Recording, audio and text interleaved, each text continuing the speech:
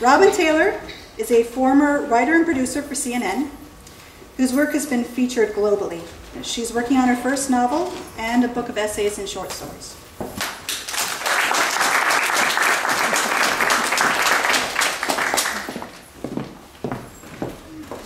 Hi, thank you all for coming out. It's really great to be here.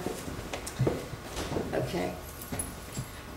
I'm not sure how this is going to work. One summer night, you're sitting next to a square-jawed man on the sofa in your lovely living room with the shiny wood floors and Persian rugs. As you listen to him quietly discussing the subject of fixing your car, you forget for a moment that he's your teacher, a marine biology professor to be exact, who teaches the class you're taking at the local college, where you hope to finish up your degree. Tonight at school, your car refused to start, and your teacher, just happening by, came to your rescue and gave it a jump. Afterwards, he followed you home, concerned that you might not make it all the way. He has no idea how grateful you are. As the soon-to-be divorced mother of 4, you have no time for car troubles and such. To express your gratitude, you invite him in for a drink. Now sitting side by side on the living room sofa, you sip iced tea, discussing the car and a good mechanic he knows. He has a nice smile and glistening eyes. Something about the teacher is charming, and you start to see him as a man. Your children are sleeping upstairs after a hard day of play, and your husky black lab snores at your feet. The early evening, fraught with tension, has settled into a calm, pleasant night. You relax into the sofa and listen to the man as he tells stories and even makes you laugh. Lulled by the comfort of the moment, you're startled a bit when your dog begins to twitch and jumps up. Listening to the man, you watch the dog, now pacing and sniffing the air. The man's deep voice is the only sound you can hear in the room, but it becomes a blur when your dog begins to alert. Ears pricked, body stiff, he quietly stands, poised to attack.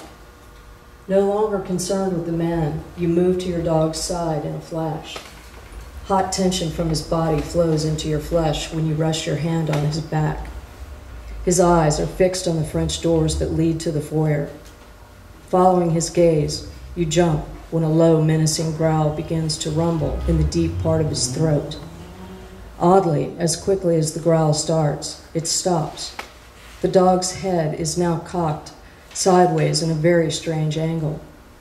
He looks up at you, and a high-pitched whine replaces the growl. You're alarmed. He's 6 years old. You've never heard this sound before. You rub his neck. It's all right, you whisper reassuringly, but your voice trembles when you speak. The whine turns to a whimper, then quickly disappears. He moves his body between you and the doors.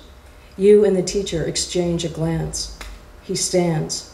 He's seen combat before. He knows not to make a sound. The dog's attention returns to the doors and his upper lip curls back. Then you see. An ominous blackness takes hold of your senses. Within seconds, the pretty French doors fly open, and there he stands, your husband, the man you once loved, the same man who left you and deserted his children. Wielding a sawed-off shotgun, he moves towards you, aiming it right at your face. You scream his name, you can't remember how many times. The teacher yells, the dog barks, and you hear your own voice pleading, "No!" As he pulls the trigger, you lunge towards the gun, smacking the barrel aside with your outstretched hand. A deadly spray of bullets is unleashed, splintering the floor and walls. The force of the shot knocks your husband down, and the teacher dives at his body. Burning smoke fills the room. The teacher takes control, pinning your husband to the floor. The dog bolts back and forth around his former master's head, snapping and baring his teeth. Struggling against the weight of the teacher, your husband moans and swears at the top of his lungs. For some reason, he's bleeding all over the place, and then you realize the gun exploded into his arm when it went off. The teacher quickly frisks him, discovering 2 loaded pistols tucked in your husband's coat. "Looks like he was coming for all of you," he says sternly, shoving them across the room under the sofa.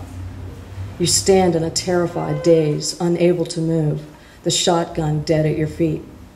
The teacher orders you to call the police and get the neighbor next door. You grab the gun and carefully inch your way around the men and the dog. Still ringing in your ears is the raging blast of the shotgun, now mixed with the frantic voice of your teacher, the dog's growls, and your husband's pathetic moaning. But another sound has entered the room.